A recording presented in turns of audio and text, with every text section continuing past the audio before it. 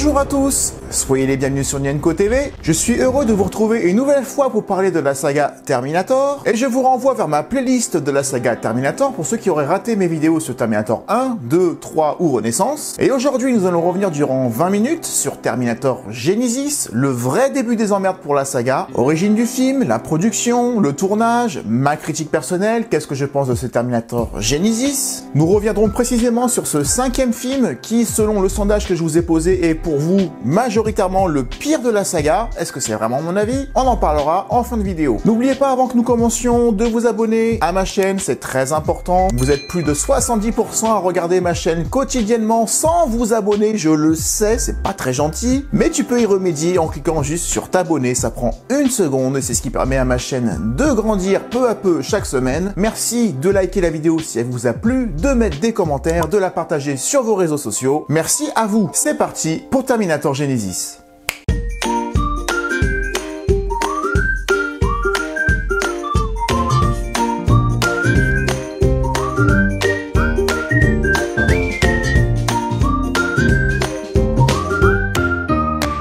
Après un Terminator Renaissance considéré à la fois comme un semi-échec ou une semi-réussite, la production du 5e chapitre ne pouvait avoir lieu dans les mêmes conditions. La société de production de Terminator Renaissance, The Helicon Company, était en quasi-faillite, placée sous contrôle judiciaire et se voyait donc dans l'obligation de vendre les droits de Terminator et d'abandonner ce projet. Le scénario original de ce Terminator 5 après Terminator Renaissance devait mettre en scène l'histoire du voyage dans le temps de Kyle Reese vers le passé pour aller secourir Sarah Connor. Les droits de la franchise sont proposés à 70 millions de dollars, mais aucun repreneur ne se manifeste en novembre 2009, excepté Joss Whedon, contre un chèque de 10 000 $, somme absolument dérisoire. J'ai un marché à te proposer. Je te rachète le château. Une seule solution donc en ce début d'année 2010, celle de mettre les droits de la licence aux enchères. Et c'est Pacificor qui remporte les enchères pour la somme de 29,5 millions de dollars, avec comme seul objectif de profiter de la liquidation judiciaire de l'actuel détenteur des droits et de réaliser une plus-value la plus rapide possible. Et en ce qui concerne le scénario de ce futur Terminator, c'est William Wisher qui en premier dégaine, co-scénariste auprès de James Cameron sur Terminator 2, et qui avait déjà préparé un scénario de 24 pages pour ce Terminator 5, ainsi qu'un synopsis de 4 pages pour son éventuelle suite. Une histoire basée à nouveau sur l'histoire de Kyle Reese et de Sarah Connor, sous réserve de la participation d'Arnold Schwarzenegger au projet. Hélas, personne ne sera intéressé par son travail, et pire, James Cameron lui en voudra considérablement. Plusieurs autres projets sont évoqués puis disparaissent, tels que Terminator 3000, un film utilisant la motion capture pour utiliser Arnold Schwarzenegger dans une suite animée. Puis en 2011, il est à nouveau annoncé un Terminator 5 chez Universal, cette fois-ci, dirigé par Justin Lin, réalisateur de plusieurs Fast and Furious. Mais les droits de la franchise tombent finalement dans les bras de la société dirigée par Megan Ellison, fille du milliardaire Larry Ellison, 5e fortune du monde, qui s'associera à Skydance, une entité créée par son frère, David Ellison, avec lequel elle avait déjà produit True Grit des frères Coen. En juin 2013, les Ellison signent avec Paramount un contrat de distribution mondiale d'envergure avec 170 millions de dollars investis, un investissement hors frais de sortie et de promotion. L'objectif était simple, réaliser 2 à 3 films entre 2015 et 2019, avant que James Cameron ne récupère les droits. Un projet ambitieux avec un délai aussi serré. Et c'est pas la première fois qu'on annonce des films avec un délai ultra court. Tu as 3 mois. 3 mois, mais 3 mois avec combien de temps de retard? On en a parlé plusieurs fois sur cette chaîne, on peut penser à Alien 3, Les Dents de la Mer 4, il faut faire le film en 9 mois plutôt que 2 ans. Là, il faut faire 3 films en 4 ans, histoire de récolter le plus possible de billets avant que James Cameron ne remette la main sur sa propre création. Moi qui aime les motivations et qui aime comprendre l'idée de pourquoi on en fait un autre, on peut quand même dire raisonnablement que ça partait très mal. Quant au retour d'Arnold Schwarzenegger, sortant justement de son mandat de gouverneur, il n'acceptera qu'à une seule condition, avoir un bon scénario entre les mains. Du coup, soit il l'a pas lu, soit il avait un cruel besoin de retourner quelque chose. Ou alors on peut transformer ça en communication plutôt bon marché, à savoir que Terminator, c'est ce qui a permis d'exister à Schwarzenegger, et que du coup, il est redevable et fidèle à ce personnage. Ou on peut aussi dire ça de façon un peu plus pragmatique. Schwarzenegger, après son mandat de gouverneur, ce ne sont que des échecs au box-office, mis à part dans Expendables 3, et encore, c'est parce que c'est l'effet de masse, mais c'est pas forcément grâce à lui. Du coup, revenir à un Terminator ou faire un True Lies 2, tout ce qui lui permettrait de revenir au succès d'antan sont bons à prendre. Alors autant commencer par Terminator. Donc pour ce Terminator Genesis, l'idée est claire, faire de l'argent tant qu'on a les droits, et Schwarzenegger va se baser là-dessus pour exister encore un petit peu. Encore de très mauvaises raisons de donner vie à un film. Mais on y retourne, on en parle dans la partie critique. L'écriture du scénario définitif prendra plusieurs années, n'aboutissant pas sous l'impulsion des premiers scénaristes engagés, et c'est l'État, Kalogridis et Patrick Huissier qui seront engagés.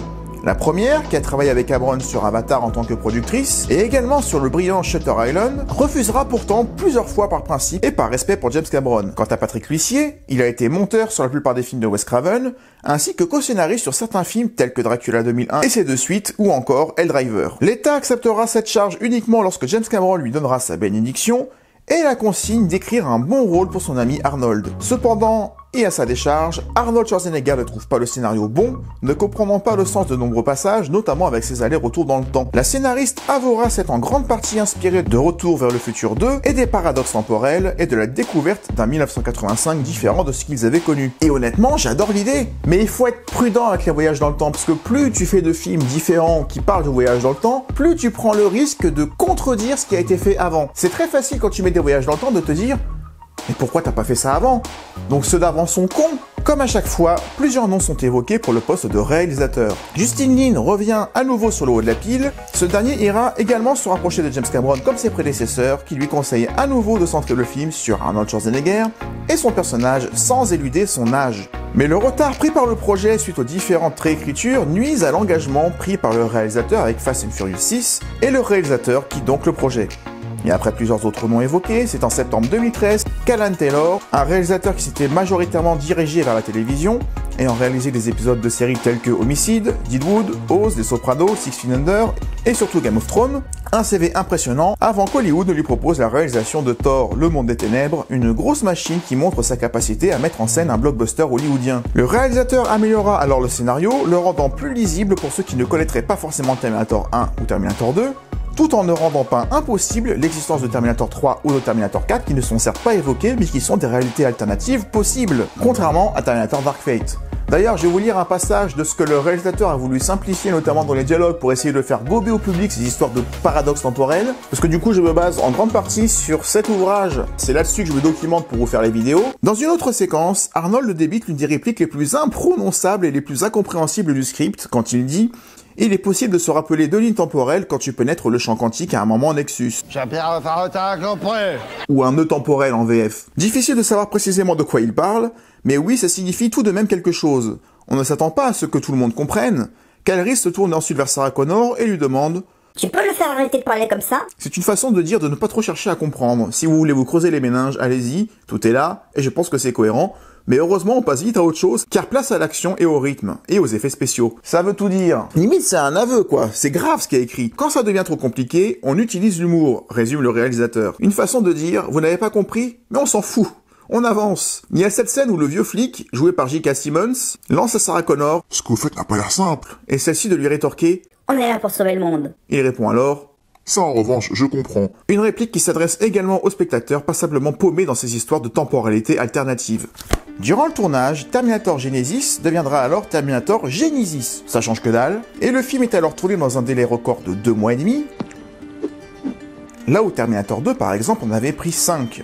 Un tournage tellement difficile que l'équipe d'en face qui tournait Jurassic World, dans le même laps de temps, avait fait personnaliser un t-shirt, ça aurait pu être pire, ça pourrait être Terminator 5. Pourtant soutenu par James Cameron lors de sa sortie, affirmant qu'il s'agit selon lui du véritable Terminator 3 qu'on aurait dû voir, James Cameron reviendra sur ses paroles, ayant voulu faire la promotion du film uniquement pour soutenir son ami Arnold Schwarzenegger. À la sortie du film, le bouche à oreille est désastreux, et la campagne promotionnelle également, qui aura littéralement tué le film. Car les bandes annonces ont révélé le climax, à savoir un John Connor devenu Terminator, ce qui a pour conséquence un véritable flop aux États-Unis, avec seulement 90 millions de dollars récoltés, soit 3 fois moins que les recettes attendues. Certes, Arnold Schwarzenegger n'avait plus la cote depuis longtemps, mais ça justifie pas tout. La suite, vous la connaissez sans doute, c'est la Chine qui va sauver le film d'un point de vue commercial, en rendant le film finalement légèrement rentable. Je vous propose du coup de rentrer dans la partie critique pour développer ce qui ne va pas dans le film, parce que ce film n'a pas qu'un seul problème, il est rempli de problèmes. C'est parti pour la critique de Terminator Genesis. I'll be back. What? I've been waiting for you. Déjà, ce qui ne va pas dans Terminator Genesis, c'est son casting. Avec en tout premier lieu, Jay Courtney, le fils de John McClane dans le Die Hard 5, le seul Die Hard qui soit vraiment nul dans les 5, et c'est en grande partie à cause de lui. Il me pourrit littéralement le rôle de Kyle Reese, un rôle qui pour moi était sacré. Autant dans Terminator Renaissance, J'y crois à peu près à ce jeune Kyle Reese qui peut devenir celui que nous connaissons. Mais Jai Courtney, c'est un acteur qui ne dégage rien. Il ne dégage aucune émotion, il ne dégage aucune empathie, il est absolument lisse, il est absolument fade. Je ne lui trouve absolument rien. Idem pour Emilia Clarke, qui est très mignonne. Je la trouve très mignonne, puis elle a tendance à se déshabiller assez facilement, donc c'est assez appréciable. À chaque fois que je la vois jouer, elle est à poil. Mais elle est trop jeune pour faire Sarah Connor. Beaucoup trop jeune. À aucun moment, je ne crois que c'est Sarah Connor et que c'est Kyle Reese. Ce qui pose un petit problème. Idem pour Jason Clarke, j'y crois pas du tout en son John Connor. Même quand on est dans le futur, il a une tête de psychopathe déjà. Donc si tu ne crois ni en John Connor, ni en Sarah Connor, ni en Kyle Reese, à cause des acteurs, tu as déjà un sérieux problème. Au rayon des bonnes choses dans ce film, j'aime beaucoup le futur du début du film. Beaucoup plus que le futur qu'on a vu dans Renaissance. Et d'une manière même plus générale, j'aime bien les 45 premières minutes du film. 45 minutes, c'est pas rien. À savoir les 10 premières minutes dans le futur, où on découvre les coulisses du voyage dans le temps, et toute la partie du film en 1984 est aussi très bonne. Même si on peut se dire que le T800 du premier film est dégagé en 5 minutes, ce qui peut être insultant. Idem pour le T1000. Le T1000 qui se fait balayer en un quart d'heure, alors que c'est la meilleure chose du film pour moi, ce T1000. Déjà super bien joué, et en plus avec des aptitudes géniales.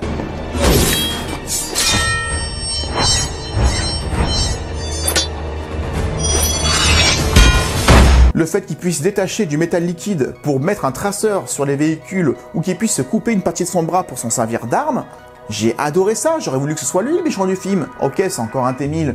Mais c'est pas grave. En fait, le film aurait dû se passer intégralement en 84, avec l'objectif de récolter de quoi réparer la machine temporelle pour aller en 2017 à la fin, ce qui aurait été le point de départ du suivant, et durant tout le film, il aurait fallu résister au T800 plus au T1000, une alliance entre les deux avec l'objectif de les tuer pour piquer leur CPU, pour voyager dans le temps à la fin du film. Ça m'aurait suffi, ça nous aurait permis de revoir peut-être le commissariat du premier film, peut-être de revoir les personnages avec des visages différents, certes, dont certains auraient pu survivre cette fois-ci, et de revivre le premier film en sachant qu'on est dans un cadre qu'on connaît, mais où tout peut changer. J'aurais adoré l'idée. Et ce qui est en trop dans ce Genesis, c'est ce voyage dans le temps en 2017. Trop de voyages dans le temps, tu voyages dans le temps. Il y en a un de trop dans ce film-là, et c'est à partir de là que j'ai décroché. Pas besoin d'inventer cette histoire de pensée d'un autre personnage qui existe en même temps, et pas besoin d'écrire toutes ces conneries qui ne servent finalement à rien. C'est comme Genesis. Genesis, c'est quoi? C'est Skynet qui a changé de nom. À quoi ça sert de changer de nom, puisque personne ne connaît le nom de Skynet et personne ne l'associe à la fin du monde, mis à part Kyle et Sarah? Tu parles d'un twist, c'est que dalle, ça ne sert à rien. C'est comme ce flic qui est là en 84 et qui les retrouve en 2017. Ça pouvait être intéressant d'avoir enfin un allié qui les croit, mais ce flic, il ne sert à rien. Il les fait évader du commissariat, point. Ça ne sert à rien. Et le film, il est rempli d'idées comme ça, que le film te retire tout de suite, parce qu'il ne les exploite jamais. Sauf le T1000. Encore une fois, le T1000 est génial. Mais on te le retire en un quart d'heure. On nous présente un nouveau Terminator, mais avec des nouvelles aptitudes. Un Terminator moléculaire qui est bizarre, qui se déplace différemment.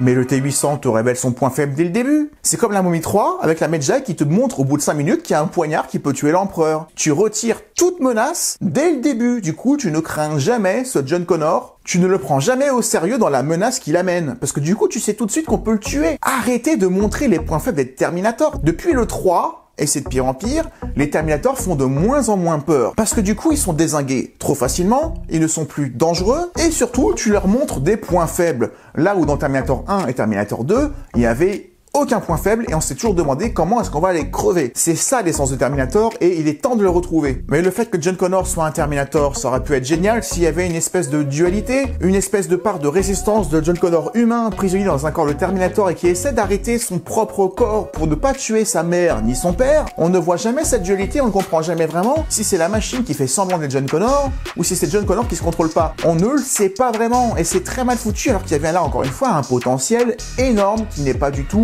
exploité. Tu pourrais faire encore mieux que ça. Imagine que John Connor soit devenu un Terminator, non pas à cause de ce Skynet humain là qu'on voit au début du film qui n'a aucun sens, mais que ce soit un choix délibéré de sa part, sachant qu'il devait mourir à un moment donné, de devenir une espèce d'humanoïde pour ne jamais mourir. Parce que du coup, à force de grandir dans l'idée que tu es le sauveur de l'humanité, peut-être que tu peux avoir peur de la mort finalement, que ça peut te monter à la tête. Quel dommage que le point faible de ce nouveau Terminator ne soit pas justement le fait que c'est John Connor qui essaye de temps en temps de reprendre le contrôle. Ça aurait été très bien.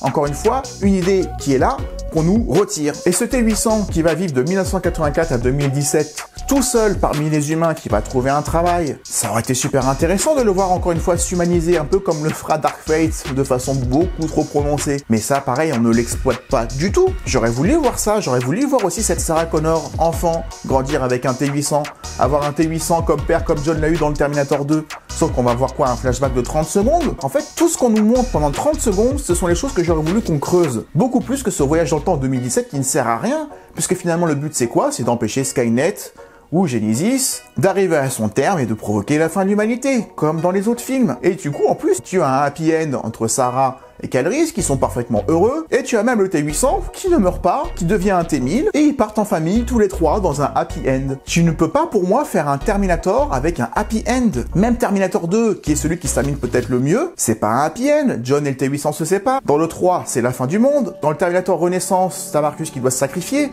Là, t'as un gros happy end où tout le monde est content, et du coup, j'y voyais aucun potentiel de voir une suite. Mis à part de savoir qui envoyait ce Terminator protéger Sarah Connor quand elle était enfant, le reste, je m'en fous de les revoir ces personnages-là, et je pense que le public c'était la même chose. Du coup, tu en as trop mis dans un seul film, alors qu'encore une fois, restant en 84, avec l'objectif d'aller en 2017, parce que c'est en 2017 que ça va se passer, et que l'objectif c'est de pouvoir voyager dans le temps parce que t'as pas le matériel pour le faire, et qu'à la fin tu les vois partir voyager dans le temps avec papy qui peut pas venir avec eux, et tu te dis que la suite, ce sera tout en 2017, parce qu'apparemment ils devaient faire 2 films, voire 3, bah c'était parfait.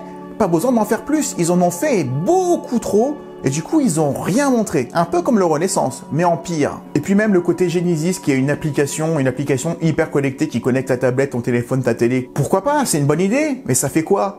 On critique quelque chose, il y a un message qui est laissé là-dedans, on n'en sait rien. Pareil, ça dure 10 secondes, on voit l'infirmier qui est sur son téléphone, et on voit Sarah et Cal qui disent « Mais pourquoi ils sont tous sur leur téléphone ?» Est-ce qu'il y a une critique de la société actuelle? On n'en sait rien, parce que juste après, on n'en parle plus. Et le film est beaucoup trop chargé d'humour. Le Terminator doit te laisser dans une tension quasi permanente. Pourtant, il y a quand même une bonne vanne dans Terminator Genesis, c'est celle où Kyle Reese est à poil avant de voyager dans le temps, et que t'as le T-800 papy qui arrive et qui dit « Je ne vois rien qui m'impressionne et qui me fait croire que tu pourras protéger Sarah. » Ça, c'est drôle. Vous vous êtes accouplé. Mais le fait de le voir sourire une fois, où c'est rigolo, puis 2 fois, 3 fois, 4 fois, 5 fois dans le film, trop d'humour qui est là encore une fois pour compenser les carences du scénario, c'est le réalisateur qui le dit.